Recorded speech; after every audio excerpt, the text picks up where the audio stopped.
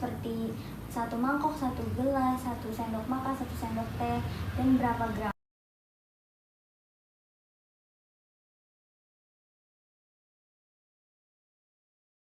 Assalamualaikum warahmatullahi wabarakatuh. Perkenalkan, nama saya Robi Al-Adawiyah dari Universitas Esa Unggul jurusan Ilmu Gizi. Sebelumnya, terima kasih saya ucapkan kepada dosen pembimbing kami, Ibu Khairiska Citra Palupi SGZ MSc, atas sebuah materi dan pembelajaran selama ini. Survei konsumsi pangan, yaitu serangkaian kegiatan pengukuran konsumsi pangan oleh individu, keluarga, kelompok, maupun masyarakat dengan metode pengukuran terstruktur yang menilai dan mengevaluasi asupan status gizi secara tidak langsung. Metode survei konsumsi pangan dalam pemilihannya meliputi individu, yaitu food recall 24 hours, food weighing, food record, and dietary history. Dan metode survei konsumsi makanan dalam bentuk kelompok meliputi food frequency quality, food account, and food balance sheet. Prinsip dari metode ini yaitu dengan cara semua makanan yang diterima setiap harinya selama periode pengumpulan data biasanya itu selalu dicatat, dihitung, dan ditimbang sekitar selama 1 minggu. Tujuan dari metode ini adalah untuk mengetahui gambaran umum konsumsi makanan individu, kelompok, maupun masyarakat secara kualitatif maupun kuantitatif. Food weighing adalah metode penimbangan makanan yang dilakukan oleh ahli gizi atau pengumpul data, dan mereka melakukan penimbangan yang dikonsumsi oleh responden dan menimbang apa yang tidak lagi dikonsumsi oleh responden sebagai sisa makanan. Prinsip dari metode ini adalah untuk mengetahui gambaran umum konsumsi makan individu, keluarga, maupun kelompok dalam penilaian status gizi. Kelebihan dari food weighing adalah dijadikan gold standar, di mana standar emas, dan hasil penimbangan paling akurat, dan mengurangi bias keterbatasan ingatan dalam wawancara dari responden. Dan kelemahan dari food weighing adalah membutuhkan waktu lebih lama, kurang lebihnya selama 1 minggu. Terus melakukan tenaga yang lebih banyak lagi, dan memerlukan alat khusus, timbangan, dan formulir penimbangan. Langkah-langkah dalam food weighing: yang pertama, menimbang makanan yang dikonsumsi dan mencatat formulir. Yang kedua, lakukan kembali penimbangan sisa makanan yang tidak lagi dikonsumsi oleh responden. Yang ketiga, jumlah makanan konsumsi sama dengan berat makanan sebelum dikonsumsi dan sisa makanan yang tidak lagi dikonsumsi oleh responden. Yang keempat, tentukan jenis makanan yang dikonsumsi. Yang kelima, tentukan faktor konversi matang mentah. Yang keenam itu tentukan berat makanan mentah. Seperti apa yang makanan yang mentah dan maupun matang itu lagi ditimbang. Yang ketujuh, lakukan analisis nilai gizi makanan yang dikonsumsi oleh responden, apakah nilainya sudah mencukupi atau belum. Kemudian ada food record. Food record itu adalah metode yang digunakan untuk menilai asupan makanan pada tingkat individu maupun keluarga. Prinsip dari metode ini dilakukan oleh responden dengan mencatat semua makanan dan yang diminum maupun yang dimakan. Jadi dikonsumsi selama 24 jam terakhir. Dari mulai bangun tidur sampai bangun tidur lagi. Kelebihan dan kelemahan. Kelebihannya itu menyediakan data secara kuantitatif digunakan untuk mengumpulkan data konsumsi makanan. Hasil yang dia peroleh cukup akurat dan cukup detail, dan biasanya selalu mengurangi kesalahan ingatan. Kelemahan dari metode ini membutuhkan tingkat kerjasama yang tinggi antara responden dengan peneliti, membutuhkan komitmen responden terhadap mengisi formulir, yang mana ini sangat membebani responden. Keakuratan itu tergantung kejujuran responden, tidak cocok bagi buta huruf, dan membutuhkan waktu yang agak lama. Langkah-langkah dari food record. Yang pertama, peneliti menjelaskan cara-cara pengisian formulir dan menjelaskan tentang ukuran rumah tangga yang akan digunakan dalam porsi makan responden. Yang kedua, responden mencatat semua yang dikonsumsi di dalam rumah maupun di luar. Yang ketiga, responden menuliskan waktu makan, bahan makanan, cara pengolahan, dan keterangan jika perlu. Yang keempat, peneliti membantu menerjemahkan ukuran porsi dari ukuran rumah tangga ke dalam ukuran berat atau massa gram. Yang kelima, peneliti menganalisis bahan makanan menggunakan daftar bahan komposisi dari zat gizi. Assalamualaikum, perkenalkan nama saya Robita. Saya mahasiswa SMA Unggul, jurusan Ilmu Gizi. Mohon maaf ingin meminta waktunya sebentar untuk mewawancarai Ibu. Dengan Ibu siapa? Ibu Mamai. Mengenai metode dalam penilaian status gizi. Ya. Saya akan menjelaskan mengenai survei konsumsi pangan. Ada metode yang namanya food record.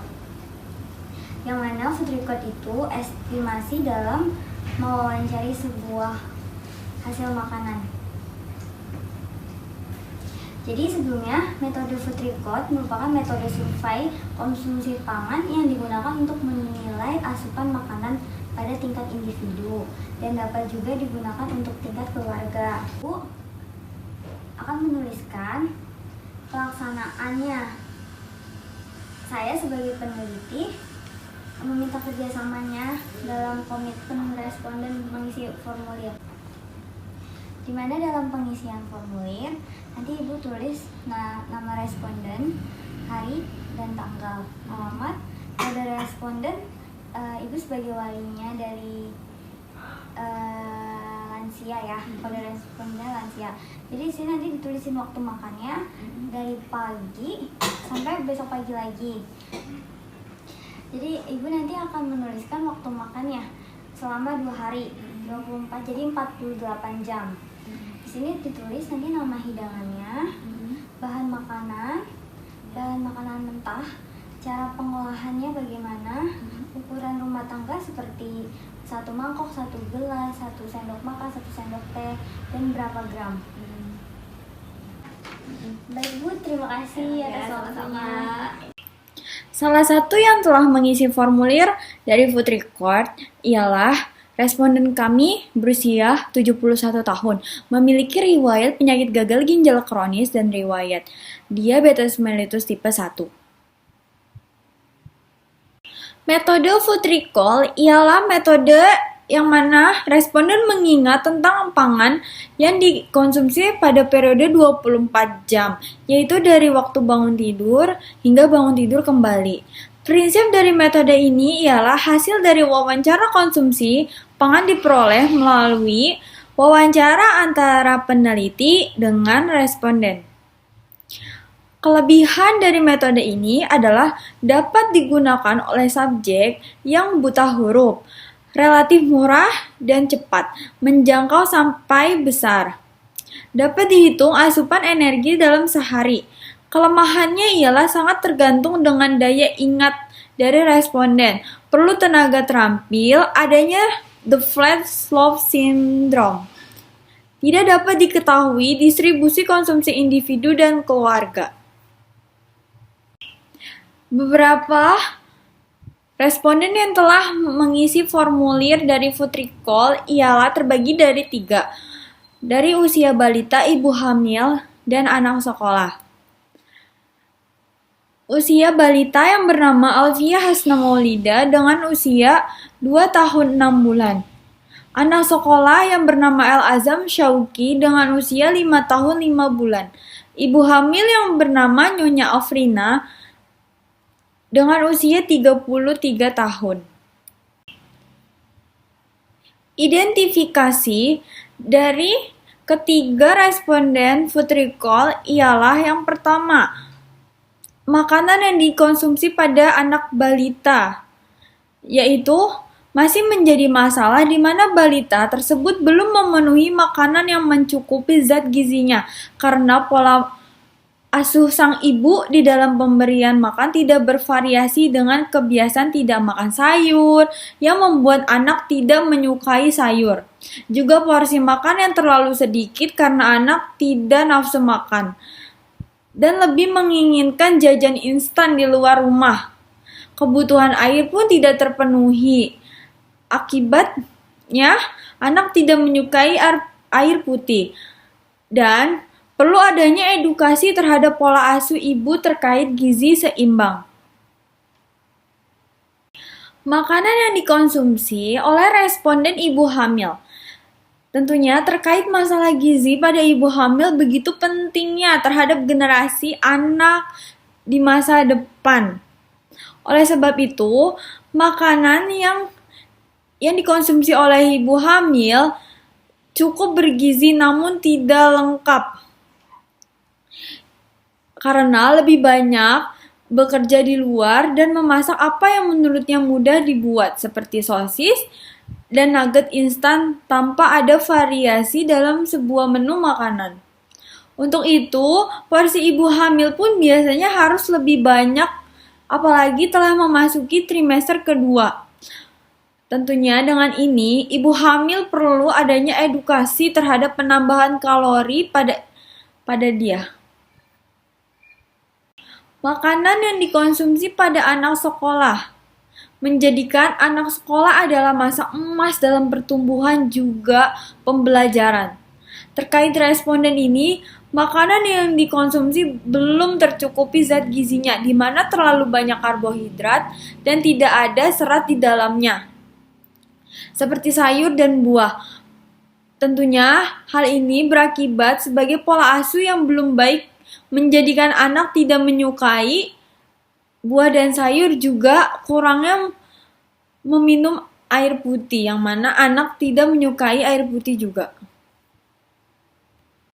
Makanan yang dikonsumsi oleh responden pada usia lanjut.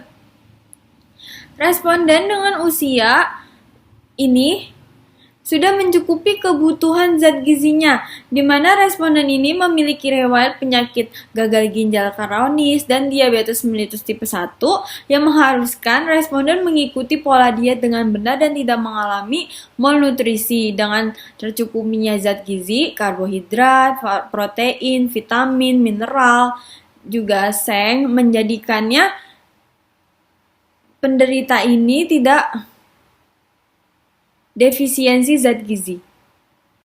Terima kasih atas perhatiannya. Kurang lebihnya saya mohon maaf. Wabillahi taufiq walhidayah. Wassalamualaikum warahmatullahi wabarakatuh.